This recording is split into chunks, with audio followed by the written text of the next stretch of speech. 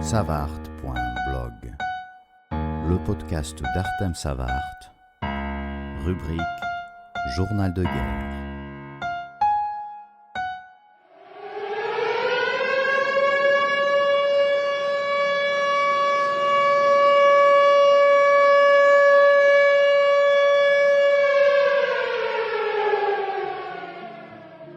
Les temps doux sont revenus pour quelques jours, avant que le froid ne commence à s'installer pour de bon. Les gens en profitent.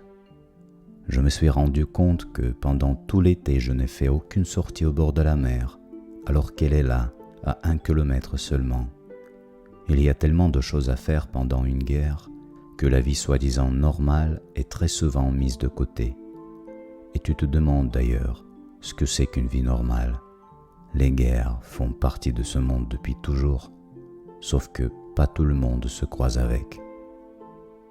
Bref, j'ai quand même essayé de corriger ce manque de respect envers la mer que j'adore, avec laquelle on a pas mal discuté en silence lors de mes premières années à Odessa, mais j'ai marché plus d'1 heure et je n'ai pas pu la voir.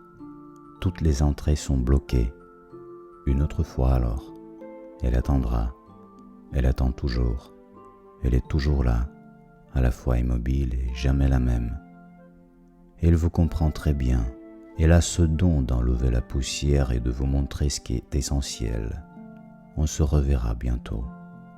En attendant, je me contenterai d'un parc public, tout aussi joli et accueillant, on dirait un gosse par rapport à l'âge et la sagesse de la mer, rempli de vieux arbres, de lumière jaune chaude comme je les ai toujours préférées, comme il y en a partout à Moscou où je me promenais très souvent à l'époque, comme il y en a partout dans ce monde, peu importe les décadences politiques pratiquées par les gens qui y vont, peu importe les malheurs et les bonheurs qu'ils traversent en ce moment.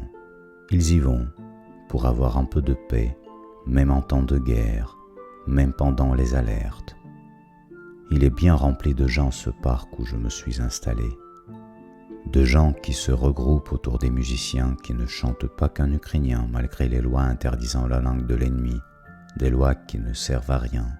C'est même les Ukrainiens qui ont codifié le russe il y a quelques siècles. Donc les gens, ils s'en foutent un peu, ils parlent et ils parleront la langue qu'ils veulent. Ils se promènent tranquillement, ils boivent leur boisson. Il y en a qui s'embrassent, il y en a qui sont préoccupés de quelque chose. Je m'assois pour me reposer un peu, faire un point, comme on dit, et surtout observer cette ville merveilleuse respirer malgré les horreurs qui lui tombent dessus. Des guerres d'ailleurs, elle en a déjà vu. Elle a même vu plusieurs gouvernements se renverser les uns après les autres en 2 ans au début du XXe siècle. Les Roumains, les Russes, les Allemands, les Français, les Ukrainiens, les bolcheviks à plusieurs reprises. C'est eux qui ont gagné pour un bon bout de temps, mais finalement, cette ville est restée ce qu'elle a toujours été. Elle n'a jamais perdu son charme, son humour, sa joie de la vie, sa liberté, peu importe les autorités qui l'envahissent ou qu'elle accepte volontairement. Quand j'y pense, je me demande à quoi elles servent ces guerres. À part satisfaire quelques égos bien gonflés, on dirait même que c'est une obligation de faire des guerres avant de se foutre la paix, avant de se concentrer sur soi-même et de foutre la paix aux voisins. On dirait que c'est une étape au cours de l'évolution tout simplement. Eh bien, si c'est comme ça, vu qu'il existe encore des tribus, ce n'est pas gagner la paix dans ce monde.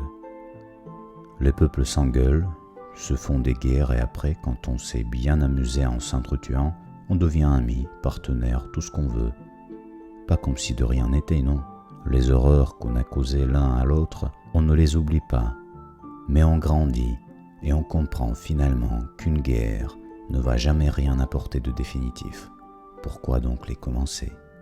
Regardez par exemple maintenant les Anglais et les Français et les Allemands, les Ukrainiens et les Polonais, et même les Allemands et les Juifs. Il n'y a jamais de victoire dans une guerre, peu importe le papier qu'on signe en lui mettant une fin. Et une fois signé, c'est là que le vrai travail commence. C'est là qu'on a le choix d'en faire une autre ou de ne jamais répéter ce cauchemar.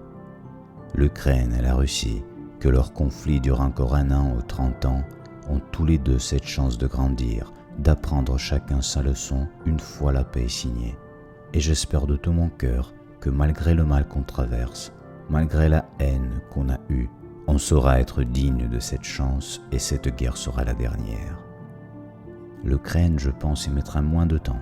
Et à mon avis, c'est même les Ukrainiens qui vont finalement apprendre aux Russes ce que c'est que la liberté et la dignité, la vraie. D'ailleurs, afin qu'ils ne le montrent pas, Poutine a commencé tout ce bordel en 2014 pour éliminer cet exemple de liberté si proche du pays qu'il a occupé avec sa bande de voleurs, qu'il a occupé pas forcément parce qu'il le voulait, mais une chance s'est présentée et il l'a prise. Les gens se taisaient, ils s'en foutaient un peu. Pas tous, mais la plupart.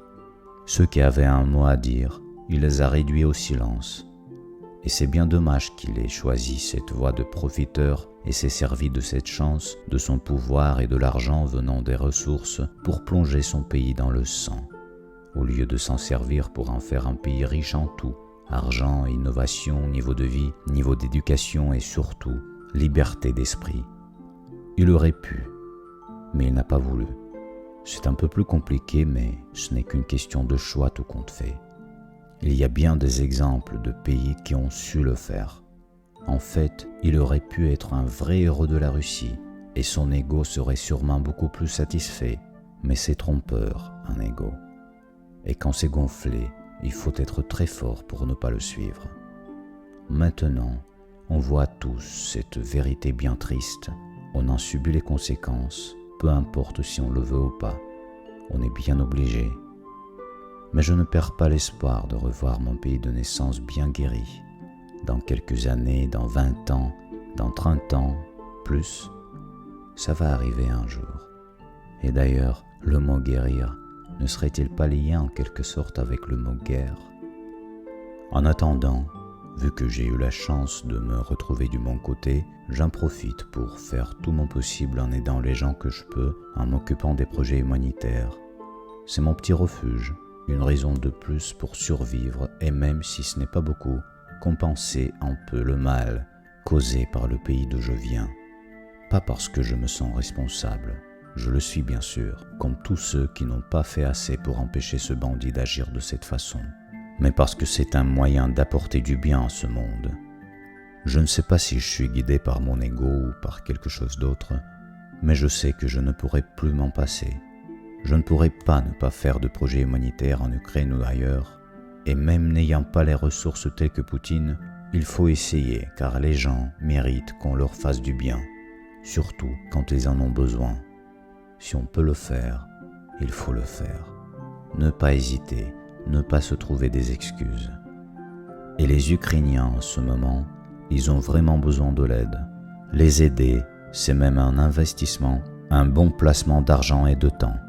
Parce qu'ils savent distinguer les choses, ils savent apprendre, ils sont talentueux et novateurs, et ils aiment bien la vie.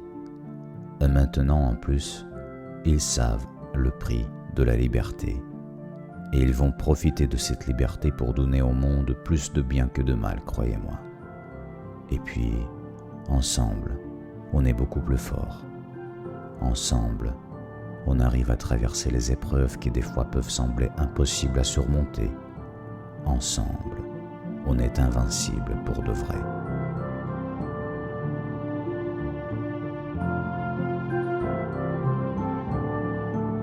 Vous avez écouté le podcast d'Artem Savart. Retrouvez plus d'infos sur savart.com.